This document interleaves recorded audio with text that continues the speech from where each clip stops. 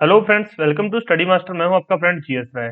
चलिए फ्रेंड्स, मैं आपके लिए नेक्स्ट क्वेश्चन लेकर आ चुका हूं यहाँ पर। और उससे पहले थोड़ी सी इन्फॉर्मेशन, फ्री पीडीएफ के लिए आप हमारी ऑफिशियल वेबसाइट विजिट कर सकते हैं। यहाँ पर आपको क्वेश्चंस भी मिल जाएंगे, हिंदी मीडियम, इंग्लिश मीडियम, और बहुत सारी इन्फॉर्मेशन, नई नई वीडियोस और काफी कुछ मिल जाएगा। आप एक बार विजिट कर लीजिए, डिस्क्रिप्शन बॉक्स में लिंक दिया गया है। पेड पीडीएफ के लिए आप हमारा व्हाट्सएप, पेड पीडीएफ के लिए हमें व्हाट्सएप पे मैसेज कर सकते हो, आपको पेड पीडीएफ प्रोवाइड करवा दी जाएगी। और किसी भी एग्जाम की अगर आप तैयारी कर रहे हो, अगर आपको पेन ड्राइव कोर्सेज चाहिए, तो पेन ड्राइव कोर्सेज भी लॉन्च किए गए हैं स्टडी मास्टर द्वारा, तो आप उसके बारे में जानकारी ले सकते हो, और अगर आपको चाहिए तो आप फिर परचेज कर सकते हो। चलिए शुरू करते हैं क्वेश्चंस को।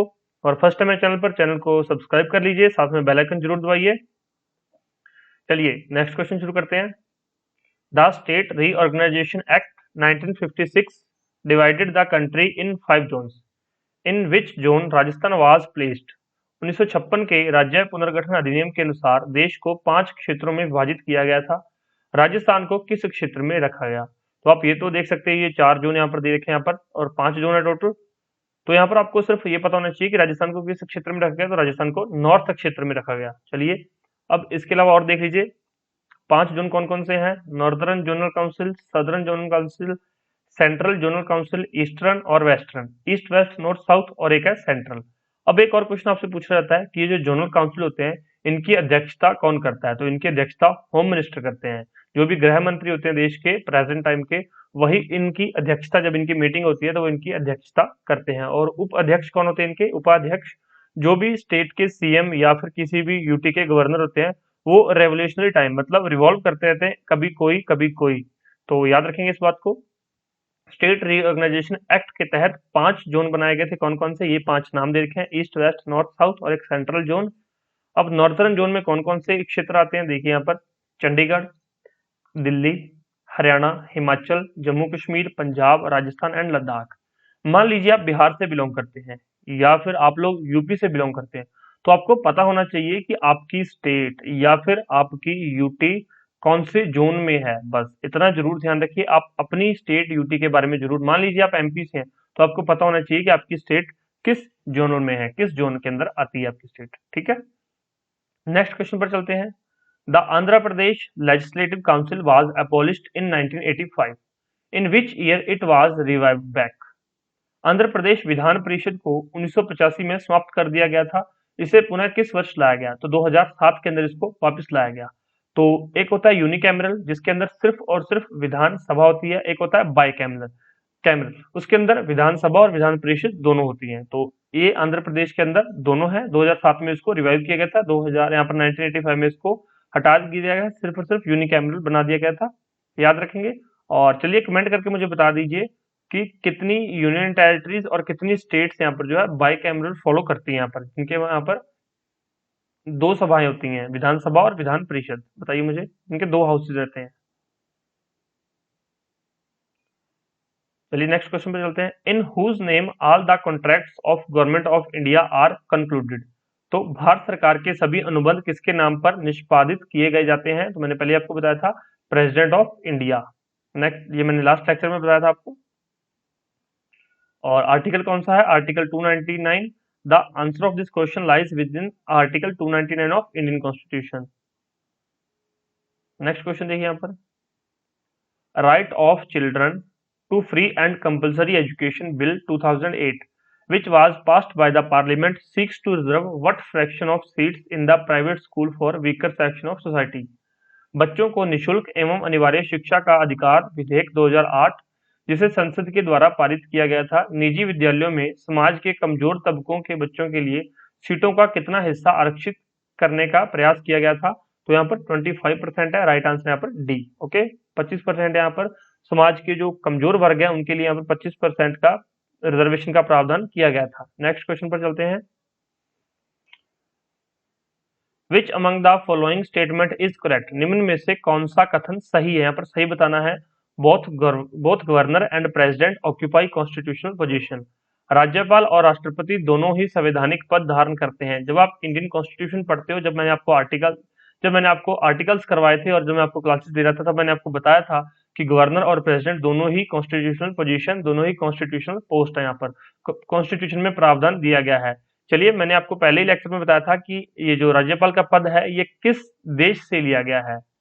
जो हमारे संविधान में राज्यपाल का पद किस देश से लिया गया है, ये मैंने आपको फर्स्ट लेक्चर में बिल्कुल अच्छे से बताया था, बता दीजिए। और इसका राइट आंसर क्या है? ए, क्योंकि ये दोनों ही कॉन्स्टिट्यूशनल पोस्ट है, बस यही पूछा गया यहाँ पर, बाकी तीनों यहाँ पर गलत है। चलिए नेक्स्ट क्वेश्चन पर चलते हैं।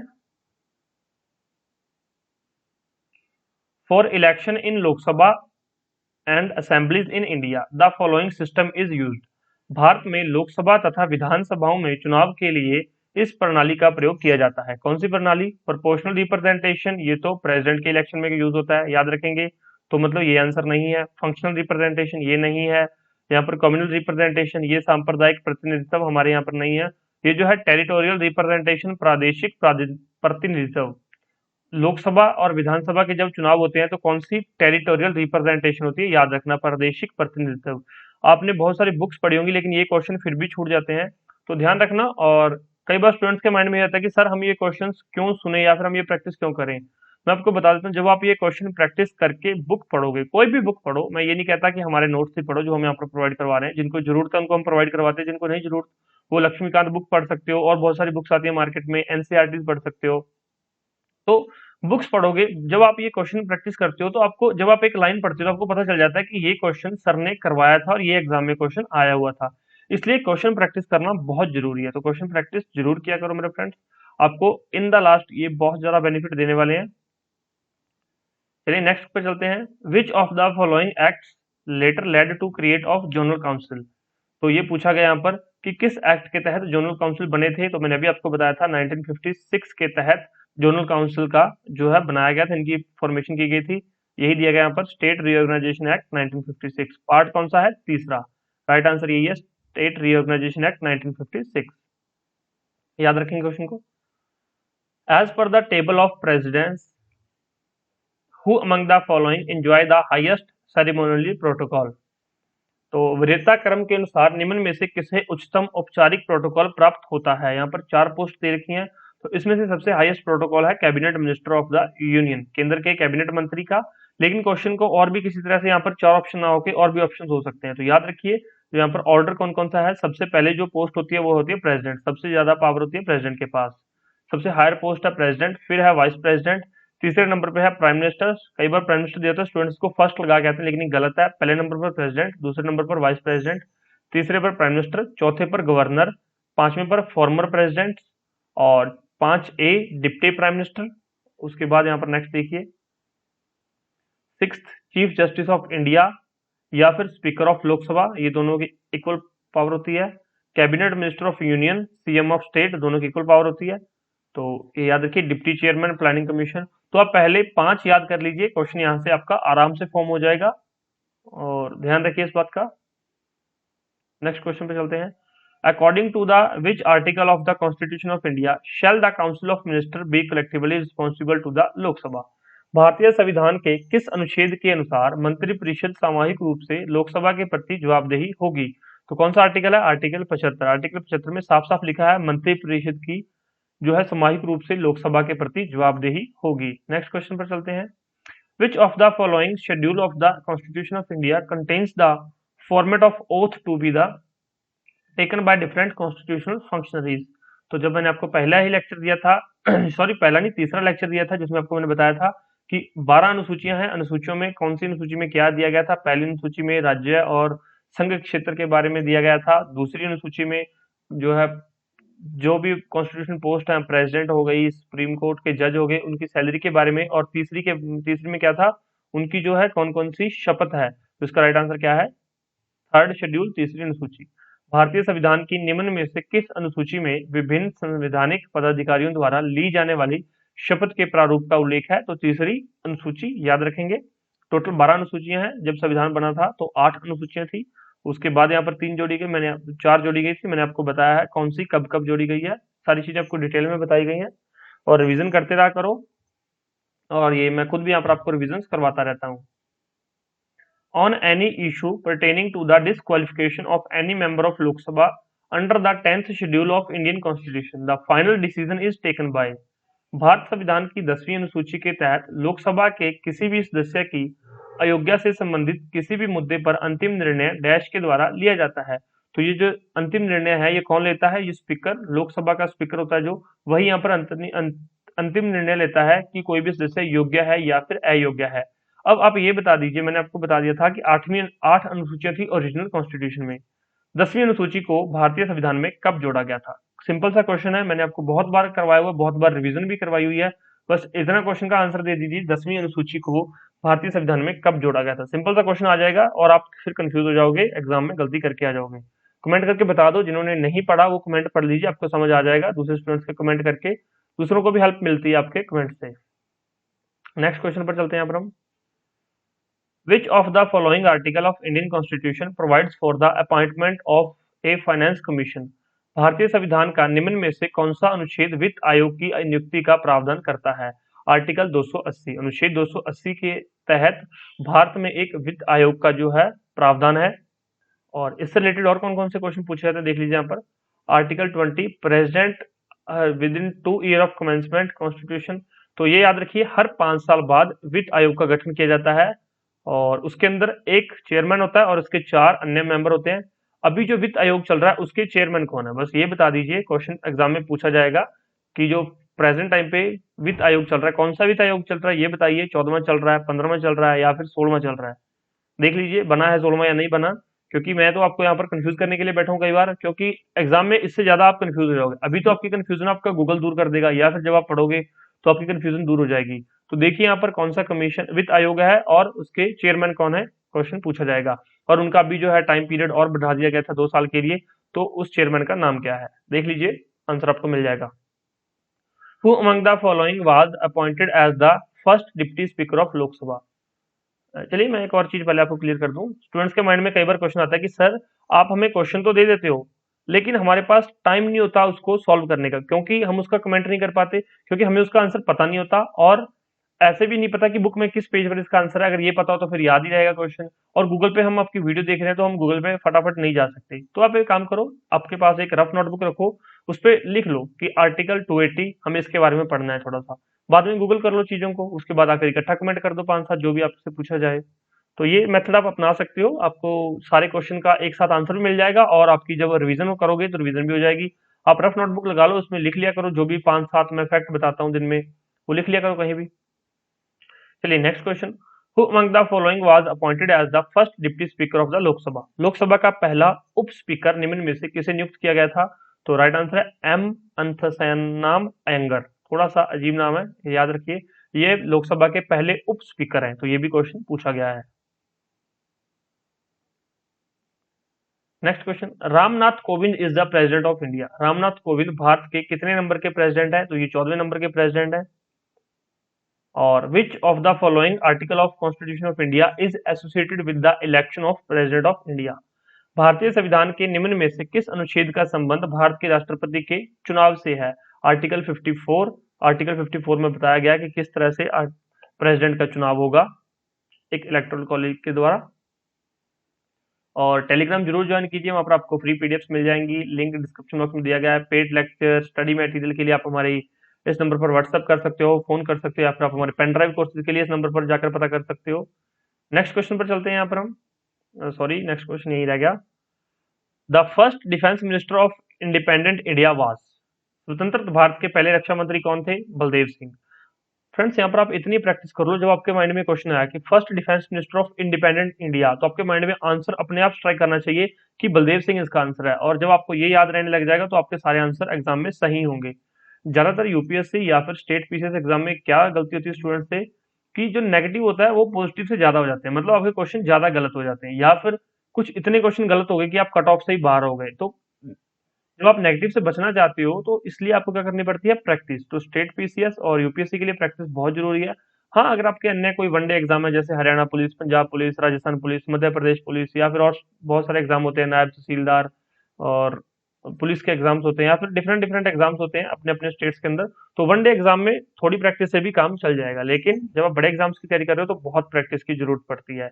ध्यान रखना इस बात को, याद रखना हमेशा, मैंने जो बताई है ये काफी आपकी लाइफ में हेल्प करेगी आपको।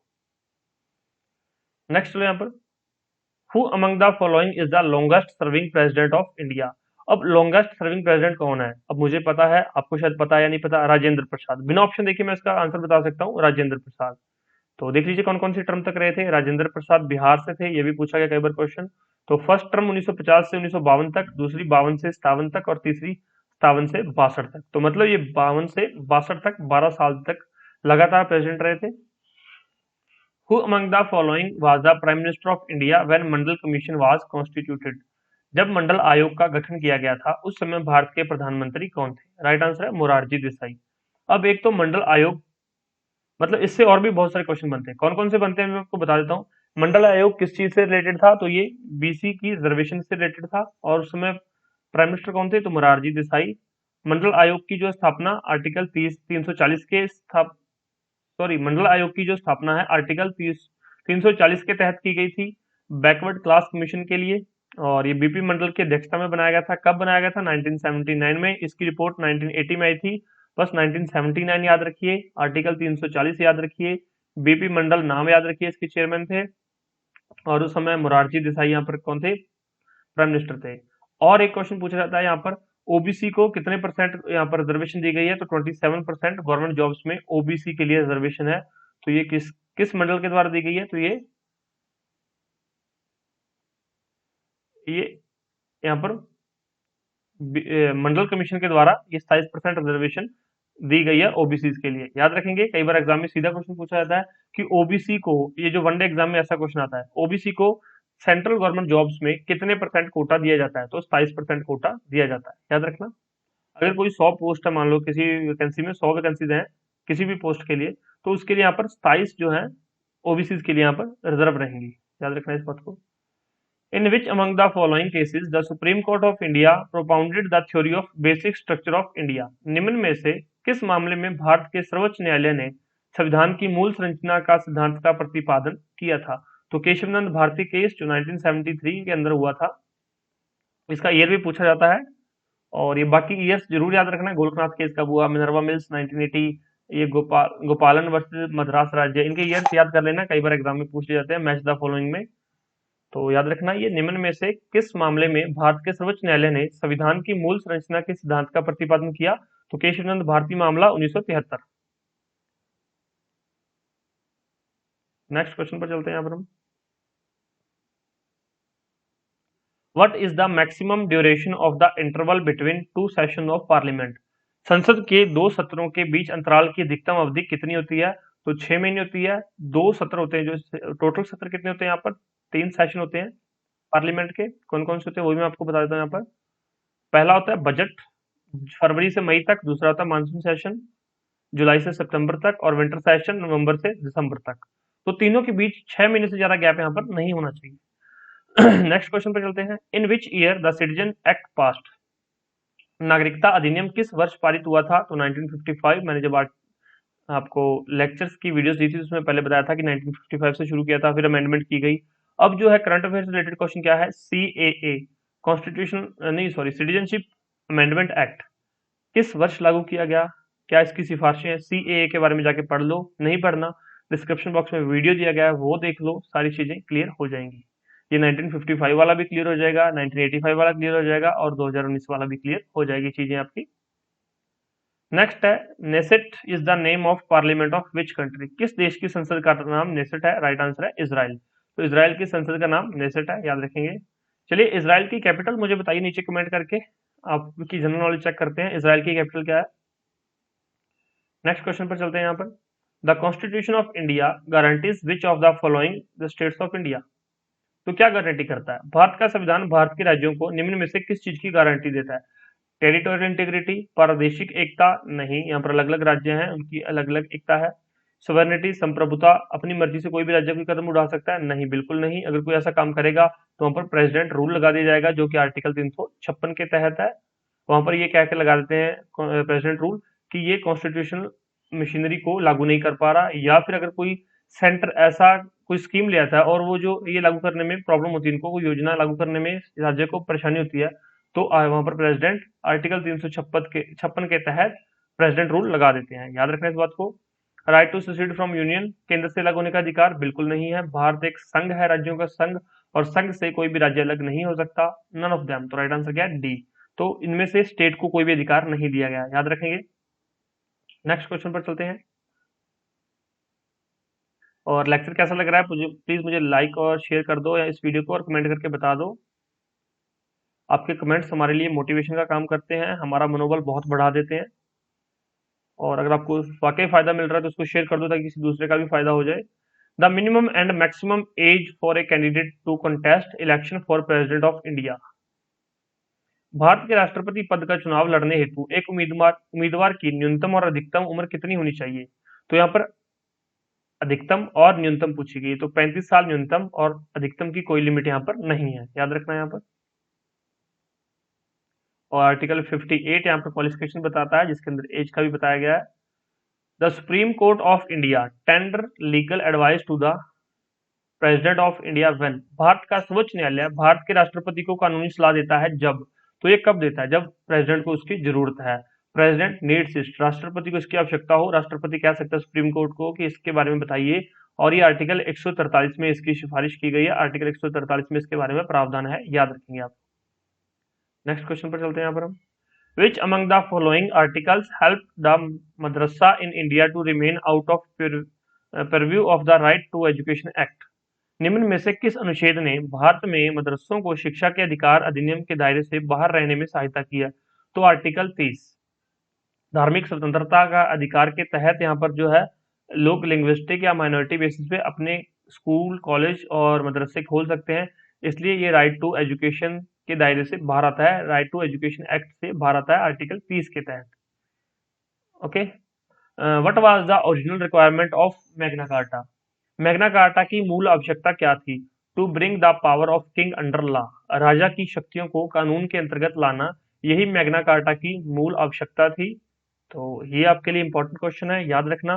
और चलिए, वीडियो कैसी लगी मुझे बता दीजिए कमेंट करके। कोई डाउट हो तो आप नीचे कमेंट करके पूछ सकते हो। स्टडी मटेरियल चाहिए, पेन ड्राइव कोर्सेज चाहिए तो इन नंबर पर आप लोग फोन करके व्हाट्सएप करके पता कर सकते हो।